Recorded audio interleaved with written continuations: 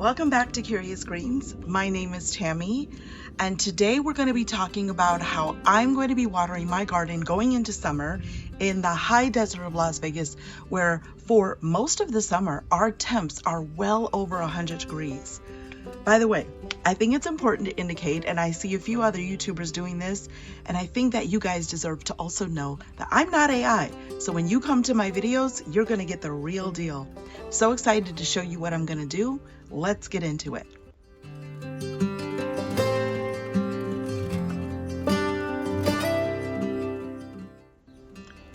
If you're hand watering your garden every single day and find that your plants are still struggling, yeah, I get it. I was there too. Once the heat hits here, watering more is not the answer. You have to water differently, and that's the lesson that I had to learn. In the kind of heat that we get here in Las Vegas, water doesn't just soak in and stay. It evaporates fast, it runs off, and most of it never reaches the roots where the plant actually needs it. The top might look watered, but underneath, that's where the truth is. This is where I started using oyas. Not as a trend, not as a hack, but because I needed something that actually was going to hold the moisture in the soil. I placed them directly where my plants need water the most, right in the root zone. They're buried deep enough so that the water releases underground, not on the surface. I spaced them based on the bed size, not evenly for looks. Heavier feeders are going to get priority. In smaller beds, one can support multiple plants, but in larger beds, I use multiples to create zones. These oyas are supporting my melons. The water seeps out through the clay right where the roots are. So instead of flooding the surface, I'm keeping the soil consistently hydrated below. I don't have to water as often, my soil stays hydrated longer, and my plants don't stress as fast in the heat. It's not perfect, but it's a huge help. But I realized pretty quickly that while oyas did a great job of watering my garden over winter and early spring, that oyas alone were not going to be enough for the entire garden, especially when summer heat sets in. So I started learning how to expand my drip irrigation system too. I had no idea how any of this worked at first. I had to learn how to find the existing irrigation line, how much water pressure I had, how to expand the system, and how to program everything correctly. And honestly, it felt really overwhelming in the beginning. I found that by laying out your drip irrigation tubing in the sun and letting it warm up a bit, it became more pliable and a little easier to work with. I also decided to start as fresh as I could, so I removed a great deal of the existing irrigation line as it previously fed bushes that are no longer in my yard. Thanks to the good people at Drip Depot, not a sponsor post by the way, but they were fantastic in helping me understand how to determine how much pressure that my backyard garden could handle. By filling up a 1-gallon container, it was a first step in a formula to make that determination. At the end of this clip, you'll see that I have 33.27 seconds to fill up 1 gallon. They have a formula on their website that will help you understand what that means for you. Can we just stop for a second and check out this cute little hummingbird? Now it was time for me to expand the irrigation from the south back wall in my yard all the way over to my garden beds. I did that by adding new T-posts and new poly tubing. Now that I brought that new poly tubing over to my garden beds, I'm going to start adding some elbow connectors to bring it up off the ground and up into my garden bed.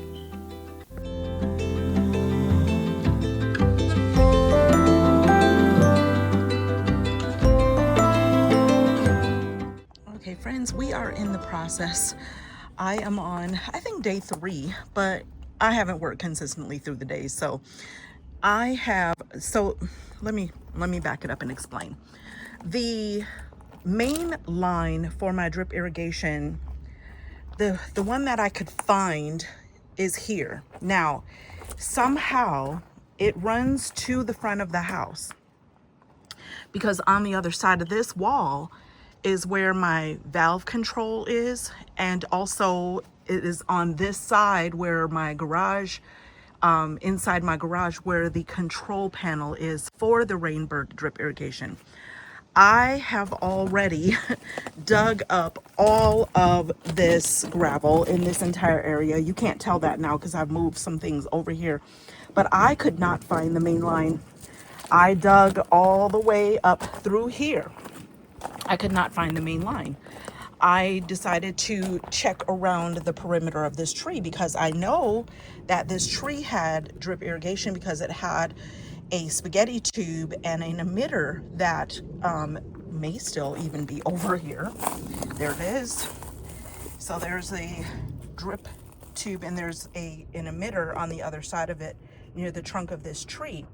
So I have connected what I could find of the main line, and I need to actually put this as a coupling and not a T connector. So I need to rent a store and get a coupling so that water doesn't come out of that T portion. But what I did was tee it off right here, and I'm gonna bury this, but until I'm done working with it, I don't want to bury it because I'll just lift it right back up out of the gravel if I'm still working on it. But once it's done, this will all get buried. I'm using this paving stone just to hold this in place. I probably can let it go.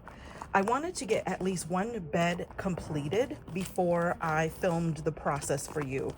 But what I did was brought it here, added a T down here, brought another 1/2 inch poly tubing up with an elbow connector, and then 1/2 inch poly tubing that runs along the side of this bed.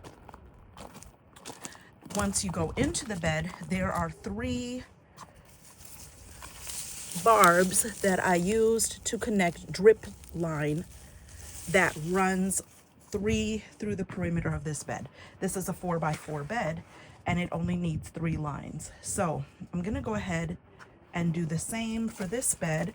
I decided to film this one instead because this one is overrun with vegetation. It's like a jungle. This one is a little bit more visible, and you can see or watch a time lapse of me putting all of this together. So I'm going to go ahead and do that for you guys now, and we'll get the drip irrigation going here. So this bed, instead of it having a T at the bottom, I did an elbow connector at the bottom because this is where it's going to end. It doesn't need to have a T connector. So it'll have an elbow connector here, which I've already put here. Another line that runs up these paving stones and into the bed from here. That 1/2 inch tubing will run all the way across here with another elbow connector that will then take it up to this bed, and then I'll run a line this way, and the poly tubing will be across the bed, and then it will connect over on that side. So the poly tubing is going to jump from one bed to the other. These beds are not going to move unless they needed to be disassembled for some reason. For the first bed that I put together, you're going to see, I hope I'm not confusing you guys. So if you have questions, please feel free to put them in the comments below. But on this bed, I added an end tube connector. I don't know what they call this, but basically it blocks the flow of water. So this is where it will end.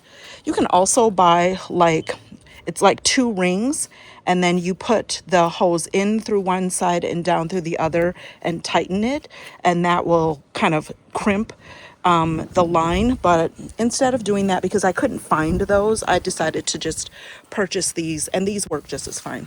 So I'll go ahead and show you guys what's coming next with this bed, and we'll get this going.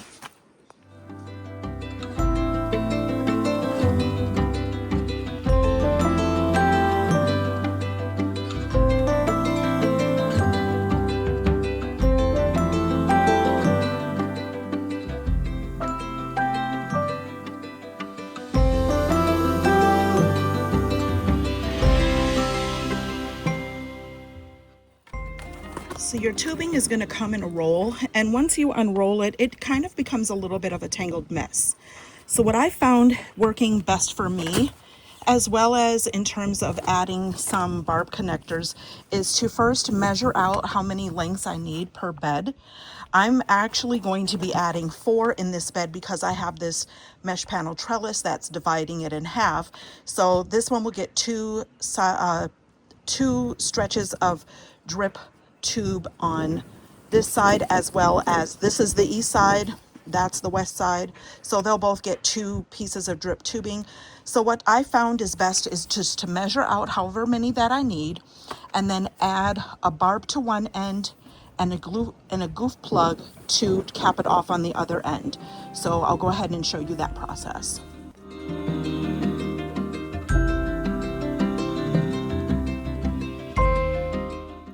Now that I have my 4 poly drip tubing measured out, what I like to do, and what I found to be much easier, is to add 1 barb to one end and a goof plug to the other end. The barb is going to go into the poly tubing that we now have in the garden bed. So it'll plug right into that, and this will be the end of the line. So the goof plug basically blocks it off. Your barb looks like this. So this is a 1/4 inch barb. It's going to allow this to go into the spaghetti or 1/4 inch poly tubing, and the other end to pop into the hole that I'll show you I'm going to create in your 1/2 inch drip line.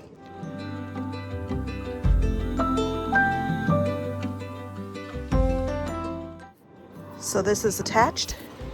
We're going to add the goof plug to the other end. This is what your goof plug looks like.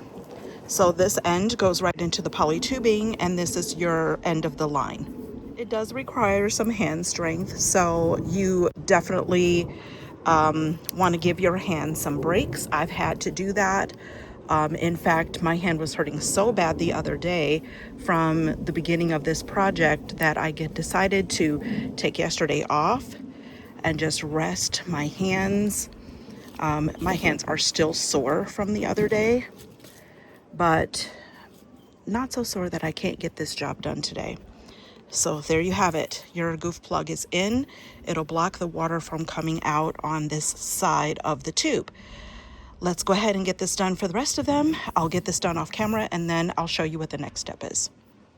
I decided before I added the poly drip line to the bed that it would be better for me to go ahead and get this connected to the adjacent bed so that I have all of the slack that I need to do everything that I need to do. So for the end of this one, I'm going to go ahead and add an elbow connector, because this is going to travel up this bed and into this one. So we'll need 2 elbow connectors, one here and then one when we get up here.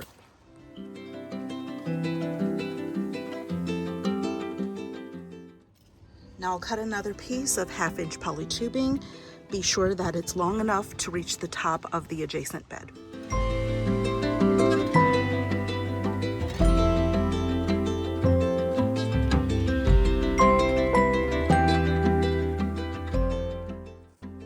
Before I add my drip tubing, I'm going to need to punch holes where I want my barb connectors to go. I'm going to do 2 on this side of the bed. As you might recall, I did 2 on the other side and 2 on this side. I've already completed the other side, but I'm going to do this side on camera so you can see what it is that I do.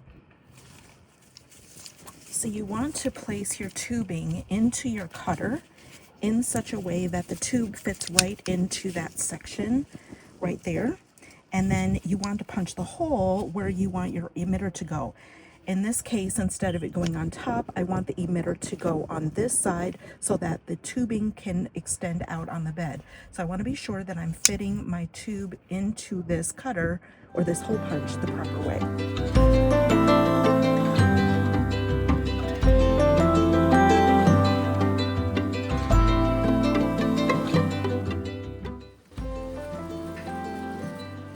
So this part of the barb is going to go right into that hole that I just punched in the 1/2 inch poly tubing.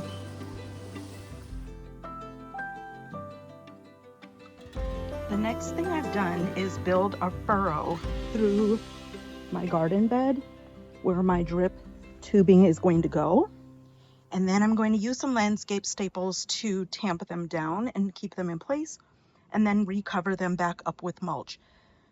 Where possible, you want to place your drip tubing underneath your mulch. This will keep the soil moisturized and ensure that the water goes where it needs to go, which is into the soil where it can reach the roots. If you place it on top of the mulch, it could evaporate a great deal of the water before it even gets to the soil, especially if you're using 2 to 3 inches of mulch, which is what is recommended in the high desert. This project really did feel very overwhelming in the beginning, but once I understood how everything connected, it completely changed the way I water. Now, there are some people that have said that this only took them like 3 hours to do. I'm sorry, it took me like 3 days. There was definitely a learning curve involved. It was challenging, it was not always easy, but it is hands down the most gratifying project I've ever done in my garden. And look, my garden is watering itself. Yay! And just when you thought I was done, I am not, because for my containers and potted plants, I started adding watering spikes too. They help slow the water down right at the root zone, which is especially helpful once the temperatures start climbing. I'm trying to create layers of moisture through the garden instead of relying on one single method. As you can see, I did not choose a system. I found a way to integrate all 3 of the systems that have been working for me so that I can keep my garden nice and watered and survive this summer. I found it really important to integrate all of them in a way that was going to give me the most success as we enter into these really high temps. I've got oyas that handle deep, consistent moisture, drip irrigation that helps with coverage and keeps everything balanced, and watering spikes to help my containers hold moisture longer in between waterings. Together, these systems actually make sense in heat like we have in our region. If you're heading into summer heat like this, try to think about how you water, not just how often you water, and see how your garden thrives this summer. Until next time, thank you for stopping by Curious Greens. It was such a pleasure having you. Hope to see you again soon. Bye now.